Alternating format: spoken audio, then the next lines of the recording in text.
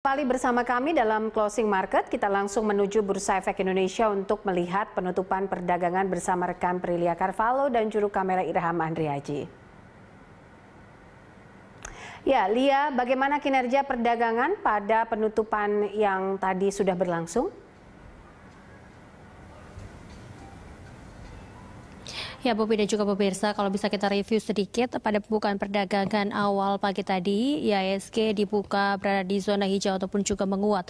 Namun hal ini tidak berlangsung lama dikarenakan pada penutupan perdagangan sesi 1, IHSG ditutup turun ataupun juga mengalami pelemahan. Namun pada pembukaan perdagangan sesi kedua, kami pantau IHSG mampu rebound kembali berada di zona hijau hingga penutupan perdagangan pada sore hari ini. Kita akan langsung melihat pembukaan Bursa Efek Indonesia untuk melihat bagaimana kondisi IHSG di penutupan perdagangan sore ini.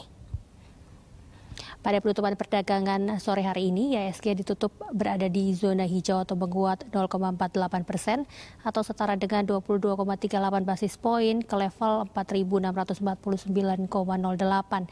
Tercatat juga trading volume 7.774 juta lembar saham, trading value 6.530 miliar dan trading frekuensi 579.263 kali.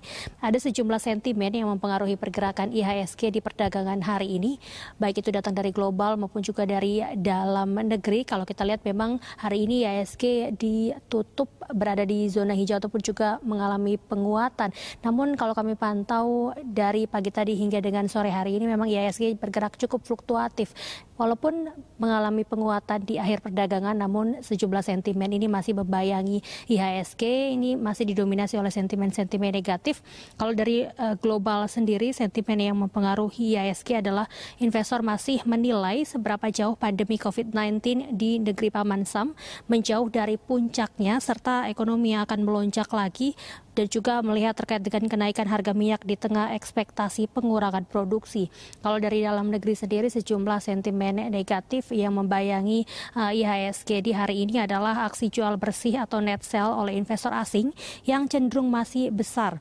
Aksi jual asing ini menandakan bahwa para investor masih ragu terkait dengan pasar modal tanah air, dan tercatat sejak awal tahun aksi ataupun juga dana asing yang kabur dari pasar ekuitas tanah air ini mencapai 12,15 triliun rupiah di semua pasar. Selain itu juga pemberlakuan pembatasan sosial berskala besar yang rencananya akan mulai diberlakukan di Jakarta yang mulai diberlakukan pada esok hari juga cukup berpengaruh signifikan terhadap pergerakan IHSG, di mana PSBB dinilai investor sebagai langkah yang ketat untuk menindaklanjuti penyebaran COVID-19.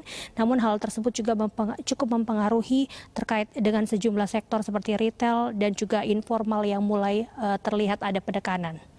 Poppy.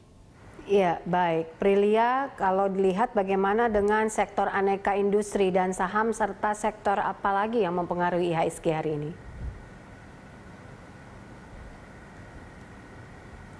Ya, ada sejumlah sektor yang memang mempengaruhi IHSG. Ada 5 sektor yang berhasil selamat ke zona hijau, sedangkan ada 5 sektor saham lainnya tergelincir ke zona merah. Ada sektor-sektor saham dengan penguatan terbesar adalah sektor aneka industri yang naik 2,84%, disusul sektor consumer goods yang naik 0,86%, dan juga sektor manufaktur yang juga naik 0,75%. Sedangkan sektor-sektor dengan saham pelemahan terdalam adalah sektor perdagangan yang turun 0,83%, lalu ada sektor keuangan yang juga turun 0,52% dan sektor pertambangan yang turun 0,42%. Tercatat sebanyak 165 saham naik, lalu ada 203 saham turun serta 114 saham tak bergerak atau stagnan. Poppy. Baik, Prilia Carvalho, terima kasih melaporkan langsung dari Bursa Efek Indonesia.